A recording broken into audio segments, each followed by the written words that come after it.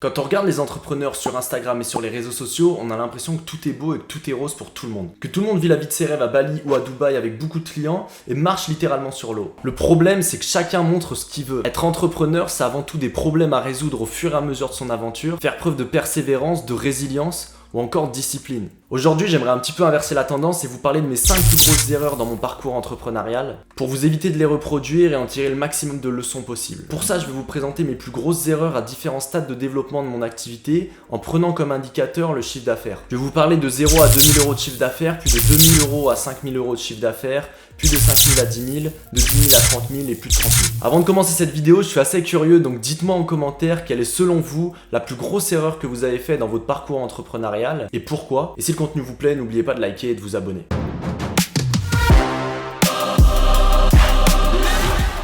Avant de vous parler de mes 5 plus grosses erreurs, je vais vous resituer rapidement ce que je fais aujourd'hui et comment j'en suis arrivé ici. J'ai commencé par faire du community management où je gérais principalement les comptes Instagram de grosses marques ou de gros entrepreneurs. Puis j'ai racheté une dizaine de comptes Instagram avec plusieurs centaines de milliers d'abonnés où je vendais des produits digitaux. Ce qui s'est passé, c'est que j'ai eu de plus en plus de clients sur mon activité de community management et avec mon frère, on a décidé de structurer une agence pour gérer tout ça. Et on s'est vite rendu compte qu'on guidait plutôt nos clients sur toute la stratégie marketing à adopter et à utiliser en plus de la prestation qu'on fournissait. Donc on a proposé d'aborder cet aspect un peu plus accompagnement qui a pris de plus en plus de place avant de prendre toute la place et d'enlever du coup toute la partie prestation. C'est à ce moment-là qu'on s'est associé avec Thibaut et Maxence, mon frère, pour créer le mentorat et faire ce qui nous faisait vraiment vibrer, accompagner des entrepreneurs avec de fortes compétences à créer un projet avec de l'impact qui leur ressemble et qui les inspire. C'est comme ça qu'on a accompagné avec succès des agences d'artistes, de marketing, dont certaines qui étaient leaders en France, des millionnaires de l'immobilier, des champions d'Europe dans leur discipline et des entrepreneurs de tous les domaines et tous les horizons pour leur permettre de délivrer leurs compétences de la meilleure des façons possibles. Si tu veux en savoir un peu plus sur ce qu'on fait, je t'invite à checker notre site, il est en premier lien dans la description.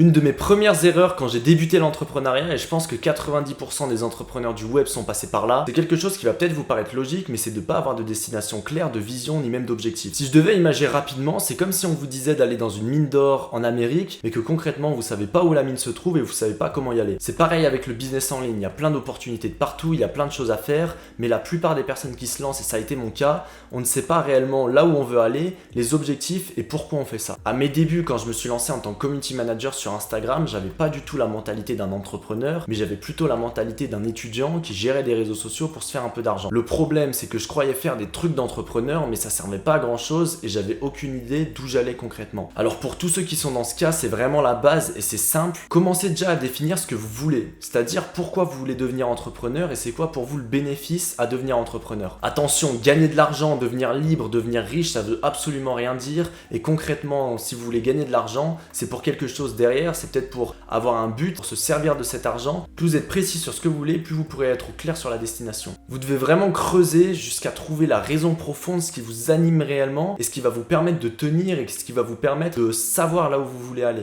Ensuite, une fois que vous avez cette raison profonde, ce que vous faites, c'est que vous vous fixez un objectif sur l'année que vous décomposez en trimestres, vous décomposez ensuite en mois et ensuite vous décomposez en semaines puis en jours et la somme des jours va faire des semaines, etc., etc. Si tu veux voir comment te fixer tes objectifs, je te mettrai en description ou en fiche une autre vidéo que j'avais fait. Je te parle justement de la stratégie que j'utilise pour fixer mes objectifs. Je suis d'accord, au début ça sera sûrement flou. Tu sais pas réellement là où tu vas pouvoir aller et ça va paraître flou au niveau des objectifs, au niveau de la destination, mais justement au fur et à mesure de ton parcours, ça te paraîtra de plus en plus clair et le but c'est de suivre ce point-là, de suivre cette destination et de te tenir à une seule ligne directrice pour au fur et à mesure éclaircir le tout.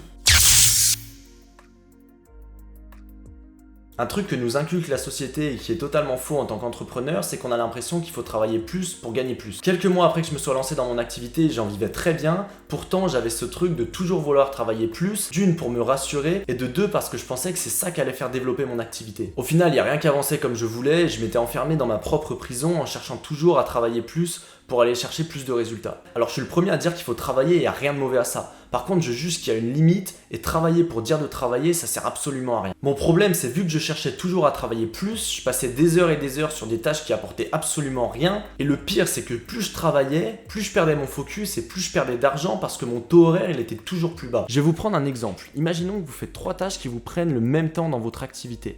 De la prospection, des posts sur TikTok et écrire des mails. Vous travaillez 9 heures par jour, 5 jours sur 7, donc 45 heures par semaine, et pour ça, vous gagnez en moyenne 2250 € par semaine, soit 50 € de l'heure. Donc si vous avez bien suivi, vous avez 3 tâches, et donc pour chaque semaine, vous passez environ 15 heures par tâche. Maintenant, regardez ce qui apporte réellement de la valeur à votre entreprise. Imaginons que vous trouvez 70% de vos clients grâce à la prospection, 25% grâce à vos vidéos, et 5% grâce aux emails. Sur les 2250 €, la prospection elle vous aura donc rapporté pour 15 heures passées 1575 €, soit à peu près 105 € de l'heure. Ça sera 562 € pour les vidéos, soit 37 € de l'heure, et 112 € pour les emails, soit 7 € de l'heure. Et c'est ça qui est important de comprendre, parce que quand on regarde ce chiffre, on se rend compte qu'on pourrait travailler 3 fois moins en gagnant quasiment autant. Ou alors remplacer les autres tâches pour se focaliser sur celles qui nous rapportent le plus. Si vous faites de la prospection uniquement, vous gagnerez 4725 € par semaine, soit plus de 2 fois plus. Alors j'ai fait cet exercice avec 3 tâches pour que vous compreniez simplement, mais dites-vous que dans une entreprise, il y a 1 million de choses à faire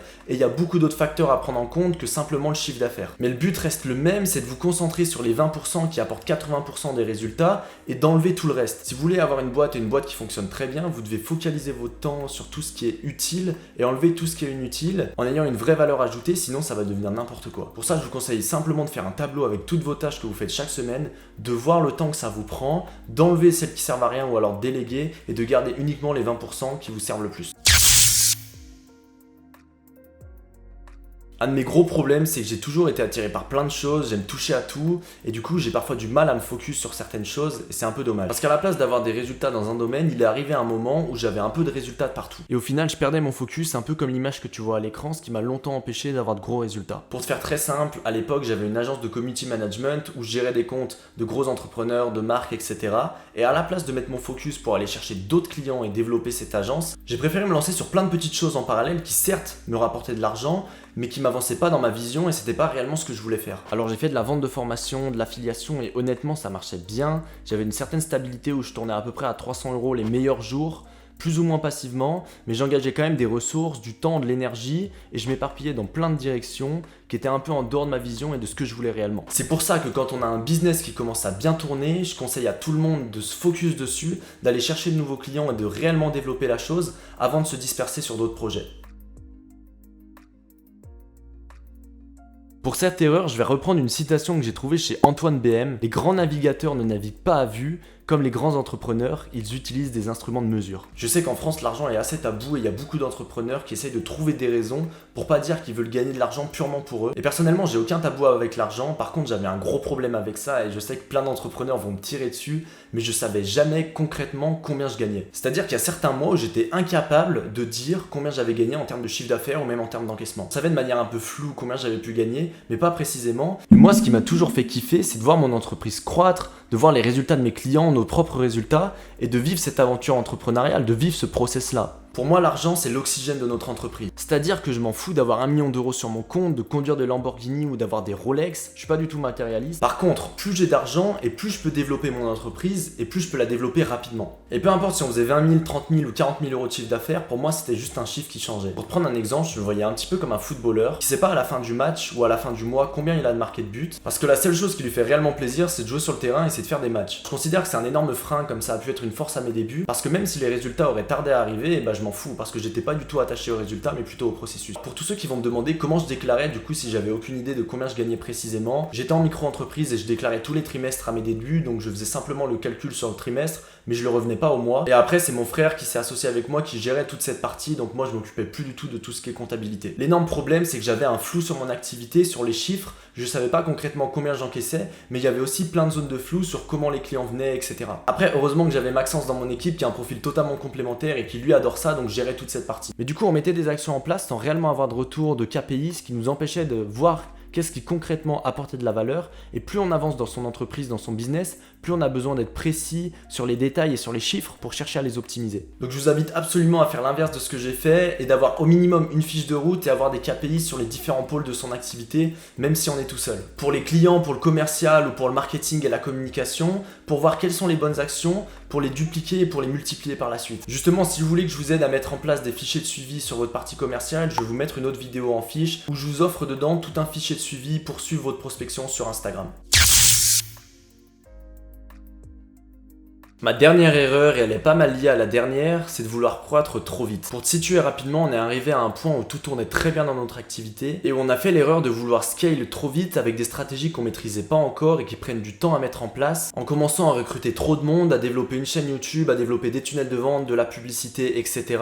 Et tout ça en même temps. Alors, c'est super, c'est des stratégies qui fonctionnent, mais ça prend un certain temps avant de mettre en place et surtout, ça a un coût. Donc d'un côté, on avait beaucoup de cash qui entrait dans notre entreprise, mais de l'autre, on réinvestissait quasiment tout, ce qui fait qu'on avait des frais énormes et qu'on gardait quasiment aucune trésorerie. Pour donner un ordre d'idée, passé un moment, on investissait quasiment 10 000 € par mois juste pour du community management, pour gérer nos différents réseaux, et ça sans compter les taxes, sans compter les équipes à payer, sans compter tous les frais annexes. Donc vouloir avancer c'est bien, vouloir avancer vite c'est mieux, mais je vous conseille de pas aller trop vite non plus pour pas vous brûler les ailes. Donc vraiment, on va mettre un focus sur ce qui marche pour vous, en posant les briques petit à petit et en scalant au fur et à mesure. Voilà pour mes principales erreurs. Je suis pas allé plus loin volontairement, mais j'ai encore plein d'erreurs et de fails en stock pour une prochaine vidéo. Cette vidéo, elle m'a pris pas mal de temps en réflexion et en écriture pour vraiment vous partager les meilleures pépites et les leçons que j'ai pu en tirer pour que vous évitiez de les faire à votre tour. Donc si ça vous a aidé, mettez-moi un gros like, n'hésitez pas à vous abonner à la chaîne et dites-moi en commentaire quelle est la plus grosse erreur que vous avez fait selon vous dans votre aventure entrepreneuriale. Passez une bonne journée et n'oubliez pas, il n'y a pas d'erreur, il n'y a que des leçons. Ciao!